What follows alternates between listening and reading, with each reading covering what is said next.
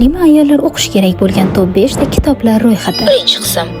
Birinchi kitobimdan sizga bir parcha o'qib berishga ijozat bering. Boshimizga og'ir tashvishlar tushib qolsa, ko'zimizga dunyo qorong'u bo'lib, yashagimiz kelmay qoladi. Go'yo kelajak hayotimiz zimistondek, bizni hech qanday yaxshilik kutmayotgandek, go'yo bu hayotda birorta mehribonimiz qolmagandek his qilamiz. Shunday paytda juda ko'plar o'zlariga o'lim tilashar ekan. Bu hayotda yashagilari kelmay qolar ekan. Xo'sh, bu to'g'rimi? Bu tushkunlikdan qanday qutulish mumkin? Payg'ambarimiz Muhammad sallallohu alayhi va sallam aytadilar: hech biringiz biron kulfat tufayli o'ziga o'lim tilamasin. Bunday illat o'zi aslida o'z dinini yaxshi bilmaydigan, iymoni zaif insonlardan chiqar ekan. Eng to'g'ri yo'l esa qayg'u kelganida aynan shu duoni aytish ekan. Inna lillahi va inna ilayhi roji'un. Bu hadisni Salama roziyallohu anhu rivoyat qilganlar. Kitob muallifi qo'shimcha qilib aytadilar: shu duoni aytgan inson 3 ta narsaga erishadi. Alloh unga salovat aytadi, Allohning rahmatiga erishadi va Alloh unga hidoyat va to'g'ri yo'lni ko'rsatadi. Tez orada Qulog'im senda kitobi bo'yicha yutuqli o'yin bo'lib o'tadi. Qatnashish uchun esa opisaniyani o'qing.